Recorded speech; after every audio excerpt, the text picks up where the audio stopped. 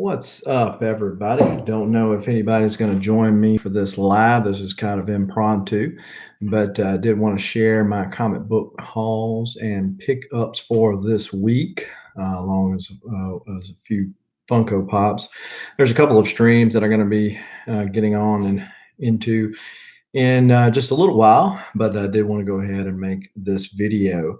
I'll start off with a couple of pops. Now, I'm not a big pop collector, but what I am starting to do, if I'm going to a con where there are some celebrities or things like that that don't have comic book related material, I'll get these pops instead. So this is kind of a foreshadowing of things to come.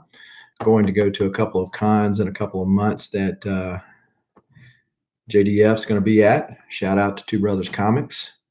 Going to get him to sign that. And then also for the con here in Mississippi, that'll be in June, I believe. Man himself, Mr. Lando Calrissian, Billy D. Williams is going to be there. And so I picked up that one at Second and Charles as well. So it's kind of a light week for new comics, but I did pick up a few and also had a lot of goodies when I got back from out of town and wanted to share them with you. So first up is the question number 2. And so this is a really good book. Jeff Lemire, he's on fire as far as I'm concerned, as far as a lot of stuff that he's writing. I really like. And Bill Sienkiewicz, talk about the question. This is his life back in the late 1800s. No big spoilers. Don't want to do that for you here, but it is a good read. And he essentially saves this guy from being lynched for something he didn't do. And the man with no face and the man with many faces. But I'll leave it at that. If you haven't picked it up, go pick it up. As I've said in some other videos, I really dig these DC Black Label books. Never been a big Question fan. Don't ask me why, because that would be a question. And that is a dad joke. But also picked up Batman's Grave. Based on some reviews I had seen, I had almost didn't pick this up, but it was a cool cover. And the comic shop that I first went into to pick up the stuff for the week, there wasn't much to read. So I said, I'm going to just pick this up. Not a lot of writing. Hope they didn't pay the writer too much on this one. A lot of action. So that was cool. And then at the end, it was kind of a typical back in the day Batman story that ends in the end with the grin, and Alfred says his little quip and everything's fine and hunky-dory. I think this is a mini series, so it's going to continue to go on. But if you like Batman, you like action, ain't got nothing else to pick up, pick it up. If it's a choice between this and maybe some of this other stuff that I'm going to bring up, get the other stuff. So I know I'm late to the game. Matter of fact, this came out way back in the day, back when I was actually collecting comics before. But I said, man, I need something to read. And I haven't finished reading it yet. So I'll give a review on it in a separate video when that happens. But The Watchmen, Rorschach, among others. So I'm going to continue to read that and see where we go. So I picked up a while back, I picked up Manifest Destiny Volume 1. Haven't really been seeing Volume 2, but admittedly, I haven't been really searching that hard for Volume 2. Did run into it at a Second and Charles, so it was half off. Picked it up. Kind of a quick read. Interesting thing about Manifest Destiny, for those of you who might never have read this book, they are this is issues 7 through 12, so they're a lot deeper. I think they're in issue like 40 something now. Lewis and Clark are commissioned, as history tells us, by Thomas Jefferson to go all the way to the ocean in the new Louisiana Purchase. The add-on is that they come across a bunch of arches, which the St. Louis Arch, this is how it ties in. Kind of like, it reminds me of Abraham Lincoln, the vampire hunter, vampire slayer. So it's kind of that kind of a take. It has history, but it adds its own little, thing in between it. So volume one was interesting enough for me to pick up volume two, but after volume two, I was like, yeah, all right, this ain't worth it. There's enough good reads out there for me not to continue to pick that up. So it got fired. Now, another comic that I'm late to the game for, but somebody asked me in the YouTube comments as to whether or not I was had ever read it before. And I had not, but I'd heard some good things. So I went ahead and picked it up, and that's God Country.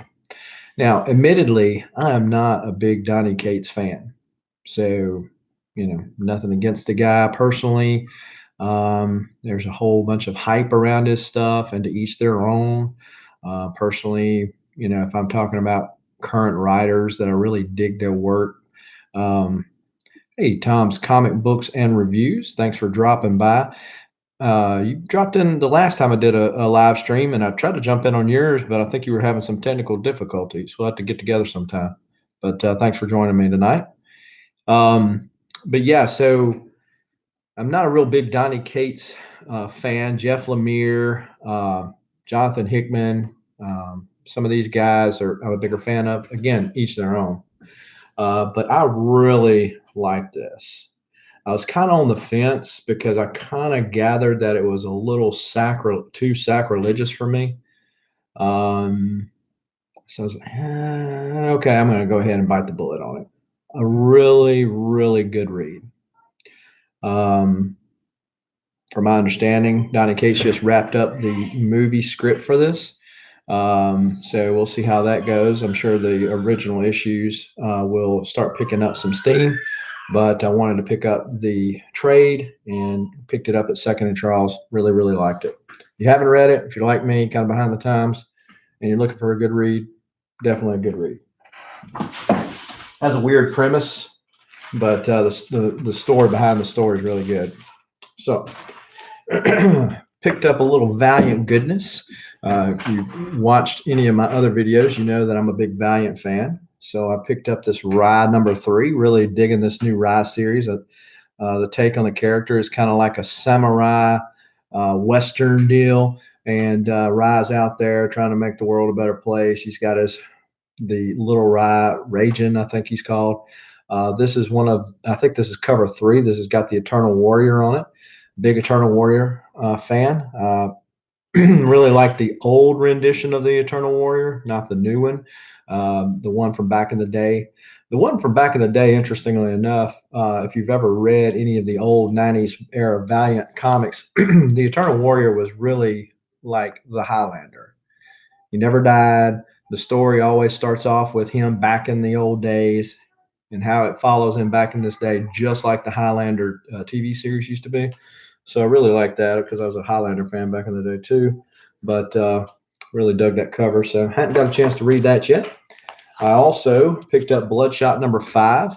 I wanted one of the other covers for this. This one's well enough, but I wanted one of the other covers. But by the time I thought about it and got back with my comic shop, they had already ordered it. And a lot of the comic shops that I go to don't order Valiant. Yeah, hey, look, they got to order what sells, right? So obviously, their people are not Valiant fans, and he's your own. Comment down below this video if you're a Valiant fan or a fan of any of the other stuff that I'm picking up. So when I got home, I had a lot of pretty little packages. And this is probably the reason for me doing this live stream now as much as anything, is because didn't want to wait. New to the live stream stuff, thought, well, hey, maybe some people will join on, comment, whatever, and maybe we can get some interaction back and forth. So just trying something different.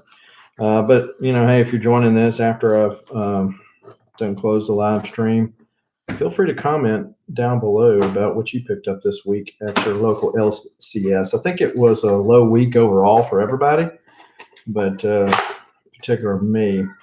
It's supposed to be a big week next week, but I've started reading a lot more indies, if you want to call Image indie. It's indie-ish, but I've been reading a lot more stuff outside of the superheroes as of late, and so there's a couple of titles I think I'm going to fire and use my comic book funds for some other stuff. So let's see. I've been clicking buy now and bidding a little too much as of late. So says my pocketbook. But really, I know some of these are some Uncanny X-Men run, of the Uncanny X-Men run that I need.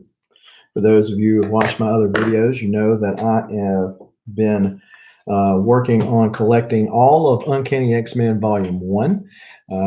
I am now down to 18 comics needed to have 1 through 544. So now I've been whittling it away first part of this year, so I've been knocking a lot off of the old want list pretty quickly. But the more I get closer to the number ones, which I have a number 2, I have a number 3, a number 8. But the number ones, the number 4s, which would be the first Brotherhood of Evil Mutants, those that get a little more pricey, I know things are going to slow down, but 18 comics away. Now, that's a big thing in and of itself. What's up, Rob the Rican? Man, I'm not worthy. I'm not worthy.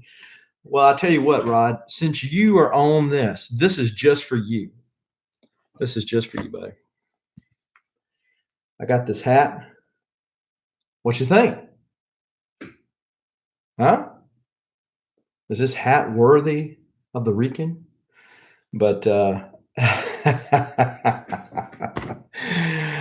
well, because of my hairdo, I do wear a lot of hats myself, and just happen to have that hat on there. What's up, Mad Mike's Comics? Thank y'all for joining me tonight. But like I was saying, I've been picking up these Uncanny X-Men. Take it to the island. Yeah, man. Have a little fun down there. This is Uncanny X-Men number 59. It's a pretty nice copy, and I'm going to, of course, reboard and bag that. That's some Neal Adams goodness there. Neal Adams and goodness doesn't necessarily go hand in hand, because if you watched any of my other videos, you know that I generally refer to him as a douchebag. He's just not an overall nice guy the couple of times that I've met him. Again, like his work, especially the classic Batman with the Joker on the front cover that I've got sent off now. But hey, can't knock a guy for some of that old work. Now, his new stuff, I don't know. I guess he's just missed the mark or whatever. Are they still printing Trinity? I don't know. Anybody else know the answer to that? So, got some more packages here, and looks like we got 5 people joining me. Man, I feel like big time. One day I'll graduate and be as big as Perry, or, well, I'm never going to wear an Archie jacket like Perry would, or I quit wearing Jesus sandals when I got out of high school. But one day maybe I'll be as big as Rod. This is another excellent. Look at that. Now this is how you package a comic. You got pull tabs. Man, thank you. Let me get this, do the shout out. Scenic City Comics in Fort Oglethorpe, Georgia. You know how to package a comic. Congratulations.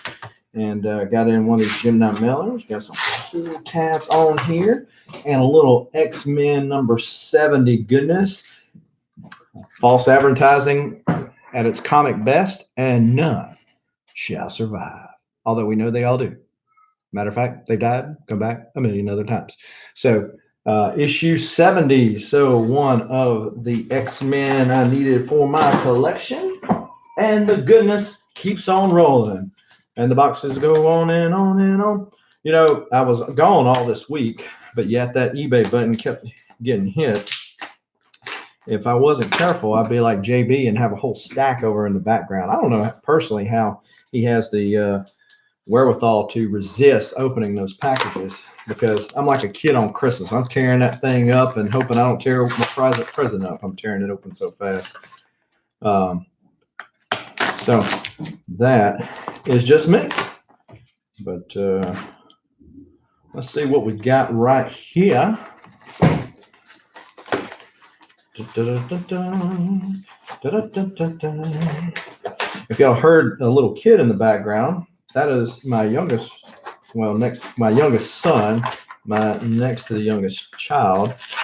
For those of you who've been watching my videos, you know I have 6 kids. And so you wonder what happened to this hair? I have 6 names. Well, 7 count my wife. And I can tell you what happened to it. Rod's got a package to open up from Mr. Gretzky. Wow, Rod. Hopefully it is a good one. Hopefully you got some good comic goodness coming your way. So Rod, or anybody else in the chat, what are y'all currently collecting? Y'all collecting runs? Any indies that you're reading? Comment over there on the side. Really, probably the next indie I'm going to pick up when the trade comes out is going to be Kanto. I've heard a lot of good things. I was on a stream last night, and John's Comic with Kids, not the Lego John, not to be confused with that one, but the other John, John's Comics with Kids. Here we go. X-Men number 69.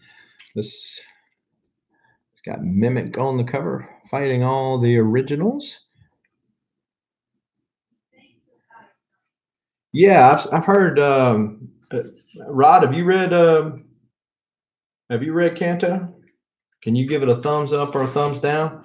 So on the jabroni scale, would Kanto be really good or really bad? Red Mother? Okay. You know, I was this close to picking up Red Mother, and Perry talked me out of it because I didn't pick it up yesterday, and I was thinking about it, and I watched a stream that Perry did, and he called it hot doo-doo water, you know, so I decided not to pick it up. So Boom Studios, blame Perry's Comics. Middle West. That's bad. Perry's not even here to defend himself.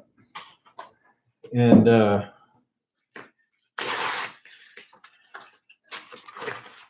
this is interesting. I've never had one mailed like this before. This is really safe, I'm sure. Manila folder. And this is X-Men number 64. The first Sunfire. So Sunfire was one of the new X-Men that were reintroduced in Giant Size X-Men, but that was not his first appearance. Like Wolverine, he had been in another issue or 2 before that time, and he was just made famous at the Giant Size X-Men change. Scotty Young is amazing. I'm going to pick it up. Middle West, want to check it out. Who does Middle West? Is that Image or Boom Studios or who? I'll tell you another one I about picked up this week was Power Rangers. I was a big Power Rangers fan back in the day, and I was on a live stream watching Burke and Two Brothers Comics talking about their Power Rangers. I was like, man, I just remember how cool this is. So I was like, I'm going to check that out. I almost picked up Shattered whatever in a trade form. Put it down twice. But Detective Comics 1000, this is the Jock cover. If you've watched any of my other videos, I've been picking up the different decades. You know, they did a Batman for every decade. When Detective Comics rolled over to 1,000, this is the 2000s variant of that. And so hopefully get them all signed. Got a couple of them signed already. So yeah, so I think Voltron, Rod, I think Voltron came out before Power Rangers. So I think Power Rangers were really a knockoff of Voltron. Now, don't tell Power Rangers fans that, but I think it really was a knockoff of it.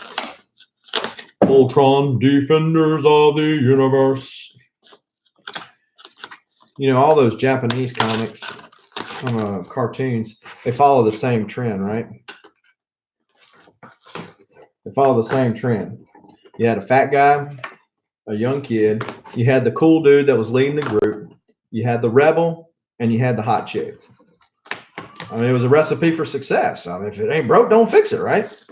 But yeah.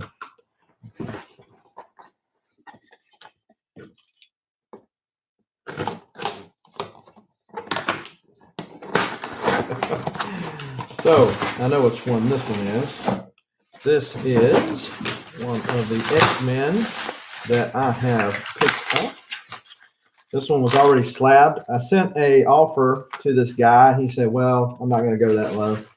Waited a few more days and said, hey, okay, that's fine. If you want to change your mind, let me know, and I'll pay you this much for it. Well, I guess he decided to change his mind.